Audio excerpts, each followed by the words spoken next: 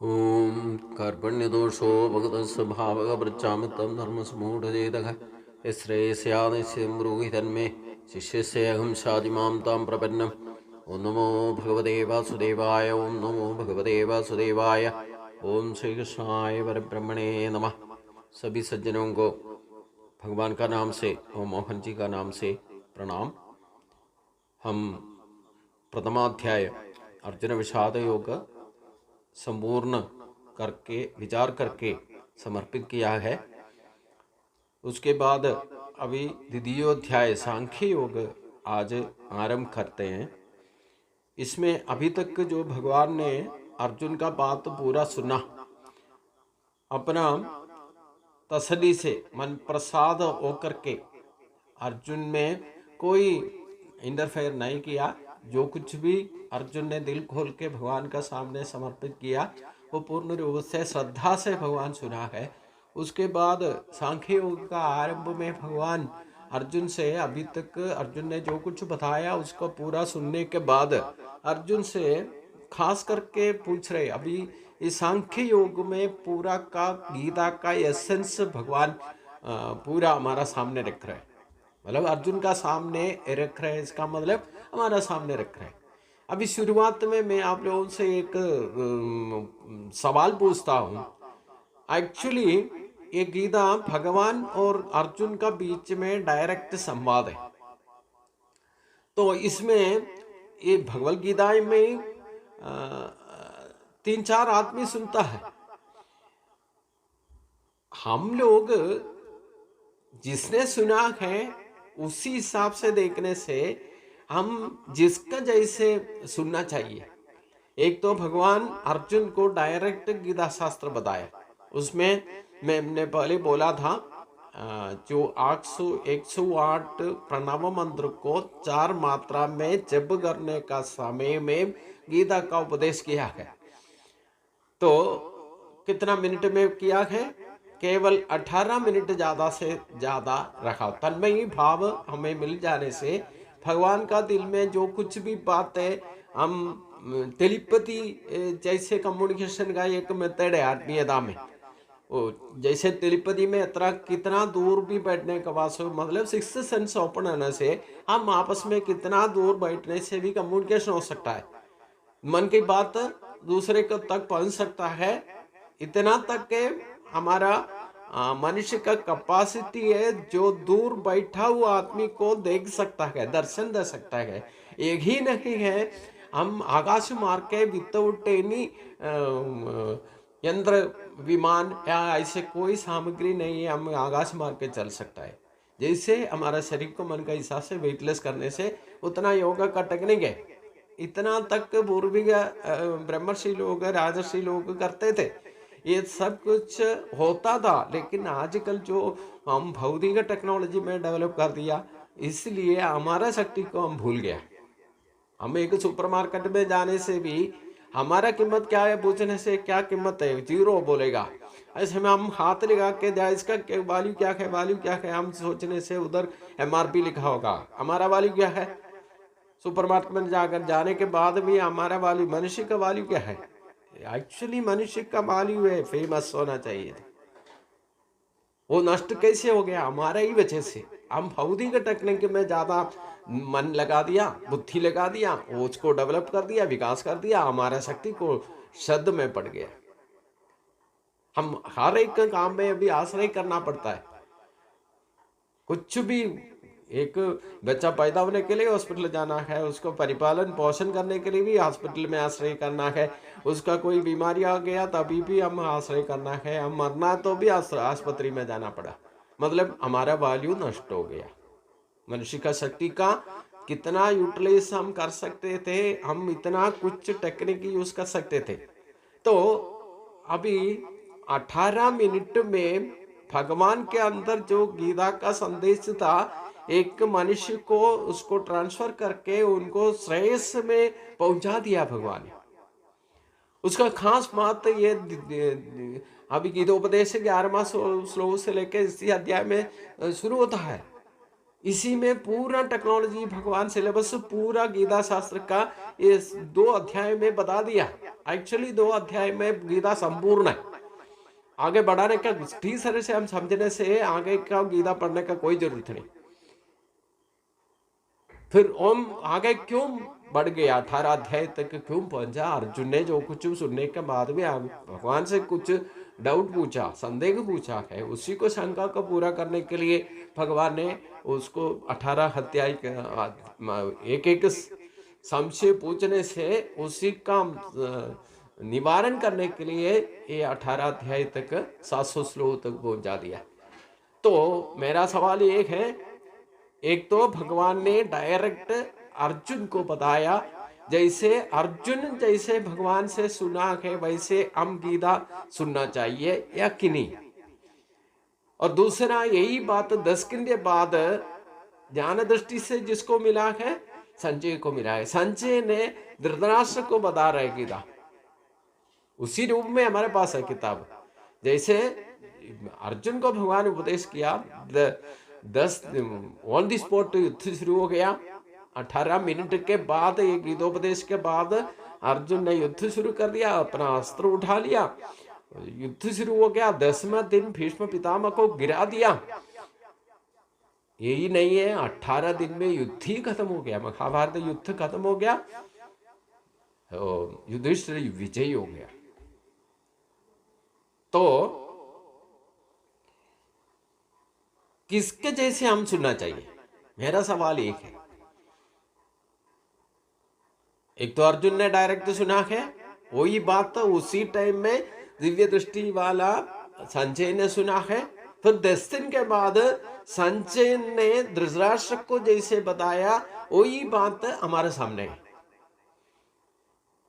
भगवान ने जो कुछ बोला है वो सब कुछ इसी में है, अभी भी है, अवेलेबल है। लेकिन उसका एक एक आत्मिक का सुनने का, श्रद्धा का अंदर हम समझना चाहिए। एक तो जिसको डायरेक्ट लिंक मिला है, उसने जो कुछ भी सुना है, उसका शक्ति जो दैवीय संपत्ति को यूटिलाइज करके वो श्रेयस में डाल करके भगवान ने जो कुछ बोला वो कर करके उसको सक्सेस हो गया अर्जुन ने। उसके बाद ज्ञान दृष्टि जो मिला है, संजय ने सुना है, और संजय वैसे के वैसे कोई उसमें कोई अपना कोई मसाला वसाला नहीं डाला, डायरेक्ट धृतराष्ट्र को बताया। तो संजय ने सुना है, अर्जुन सुना है, उसके साथ साथ संजय ने सुना है।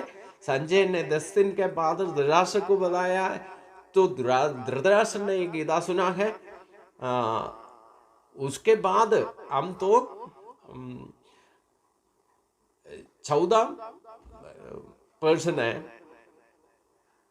First person Arjun, second person Sanjay, third person Dhritarashtra, fourth person हम लोग हैं। तो हम लोग जैसे गीता सुन रहे अभी, तो किसको किसने बोला है? भगवान ने ही बोला, उसमें कोई संकेत नहीं। ये जो कुछ भी ये 4th पर्सन तक जो भी हमारे पास तक जो गीता आया है, जो कुछ भी भगवान ने बोला हुआ है, वही स्पष्ट रूप से वही है हमारे पास। जैसे हमारा जिंदगी में फर्क होना है, हमें अनायासन जिंदगी बीतना है, तो हम अनायासन भगवान के पास ईश्वर साक्षात्कार, आत्म साक्षात्कार में सक्सेस होना है, तो हम किसके जैसे सुनना चाहिए? अर्जुन सुना है, संजय सुना है, धृतराष्ट्र सुना है। इसमें किसके जैसे सुनने से हम जिंदगी में परम पद ईश्वर साक्षात्कार तक पहुंच सकता है। अपने कर्म बंधन से मुक्त होकर के हम जीवन मुक्ति भाव में अचंचल भक्तों के भगवान के पास तक हम जाने का क्षमता कैसे हासिल कर सकता है? ये सवाल आप खुद अपने से पूछो, और ये सवाल का उत्तर ग्रुप का दायरे सभी मेरे को देना चाहिए। 1-2 दिन तक मैं उसका इंतजार करूंगा। और किसका जैसे सुनना चाहिए? अर्जुन ने सुना है, भगवान से डायरेक्ट सुना है, वही बात संजय ने सुना है, वही बात 10 दिन के बाद धृतराष्ट्र ने सुना है। इसमें किसके जैसे सुनना चाहिए? श्रद्धा से उसी का फायदा कैसे हम हासिल कर सकता है, हमारा जिंदगी को बदल कैसे हो सकता है। हम ईश्वर शक्ति को हमारा पास 50% है, उसको यूटिलाइज करके श्रेयस में हम जिंदगी ठीक तरह से पूर्ण करके संपूर्ण करके भगवान के पास कैसे जा सकता है, उसी लायक हम सुनना चाहिए। तो किसके जैसे सुनना चाहिए, इसका उत्तर अब 2 दिन में दे दिए। और इबड़े इधर भगवान के साथ में अर्जुन के साथ जो कुछ बातचीत हो गया, अर्जुन ने जो कुछ बताया है वो भगवान चुपचाप सुना है। उसके बाद में अभी जो दुखी होकर के मैं युद्ध नहीं करूंगा बोल करके अपना शस्त्र को नीचे रख करके चुपचाप बैठ गए जो अर्जुन को भगवान ने कुछ बताना शुरू किया, उसी से तो ये अध्याय सांख्य योग द्वितीय अध्याय शुरू होता है। इसमें पहले शब्द संजय ने शुरू किया है। संजय ने बोला है, संजय वाजा तम तथा कृपया पृष्ठम अश्रुपूर्णाकुलेक्षणम विषीदन्तमिदं वाक्यम उवाच मधुसूदन। संदर्भोचित मतलब जो समय उचित नहीं था, वो कृपा से मतलब दया का कृपालु होकर के जो अर्जुन ने अपना आंसू बहा करके भगवान का सामने जो कुछ भी बात रख करके अस्त्र शस्त्र सब रख करके जो बैठा हुआ अर्जुन को भगवान ने कुछ बोलना शुरू कर दिया। ये संजय बता रहा है, क्या बोला है?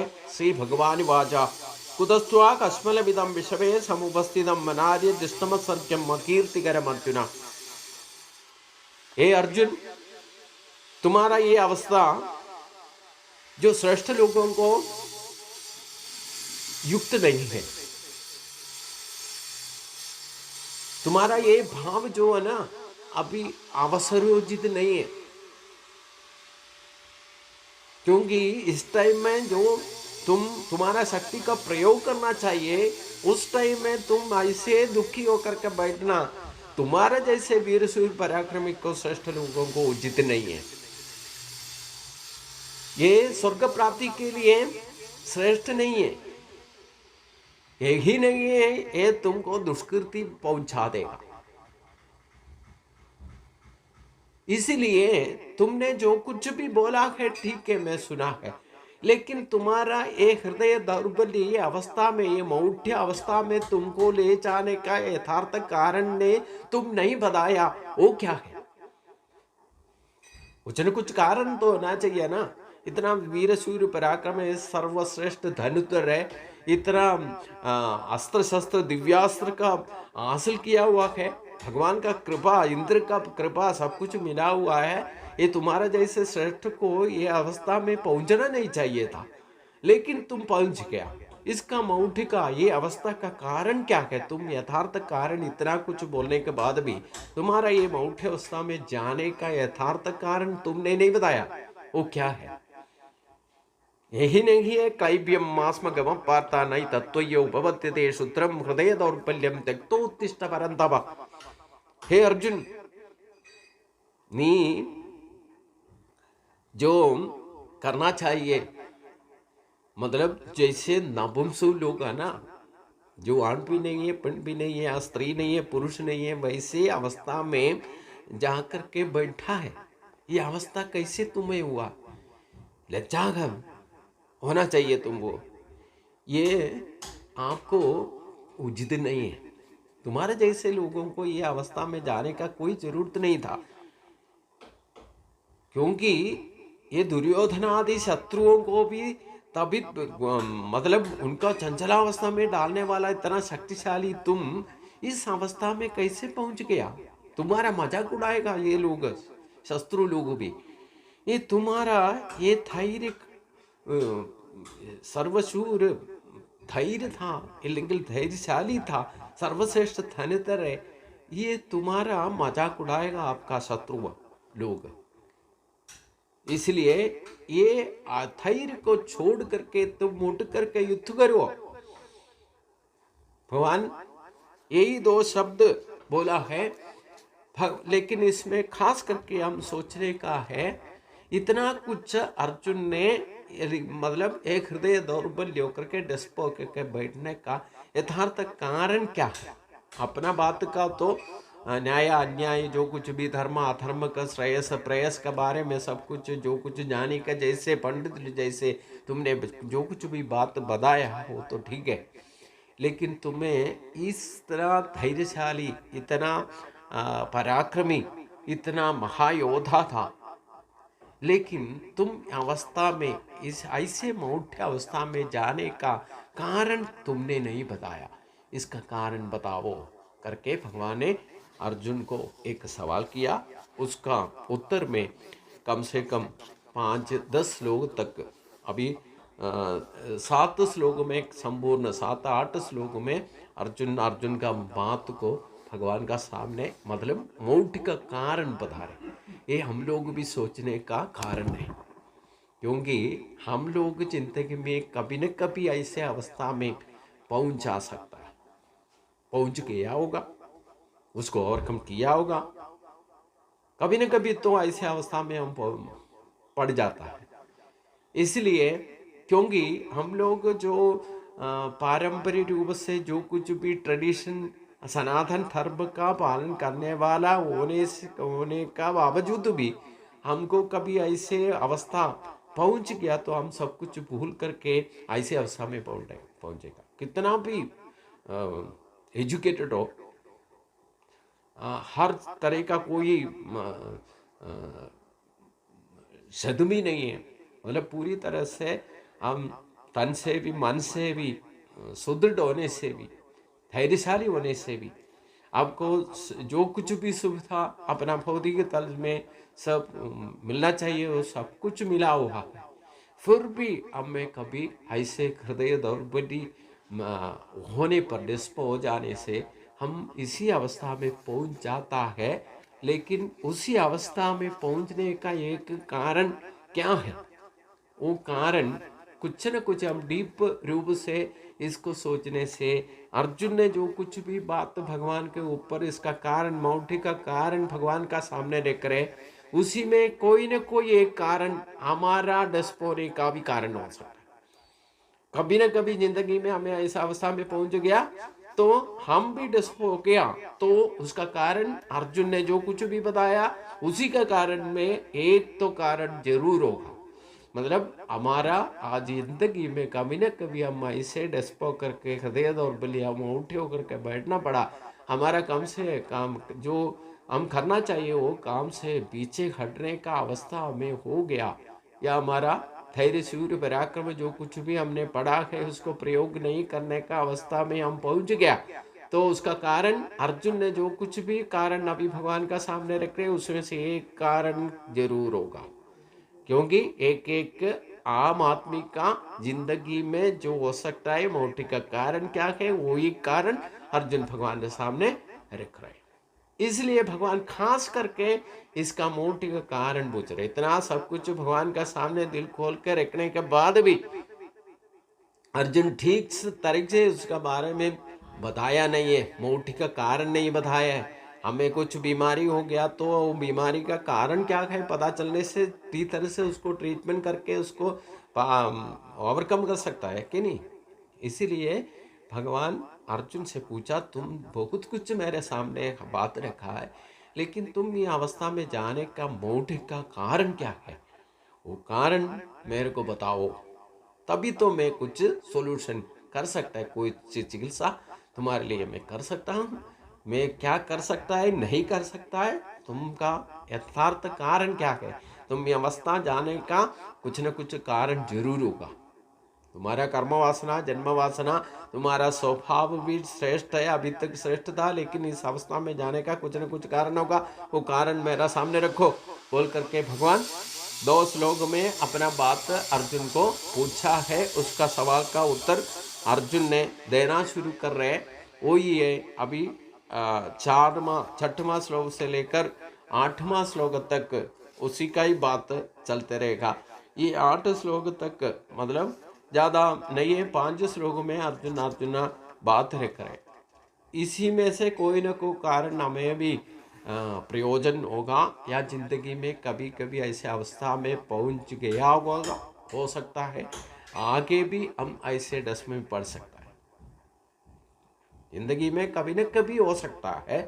तो उस टाइम में हमें इसको मालूम करने से, इसको ठीक तरह से समझने से हमें भी उसको जिंदगी में प्रयोजन हो सकता है। उसके बारे में हम आगे विचार करेंगे। सभी को नमस्कार। ओम शांति शांति शांति।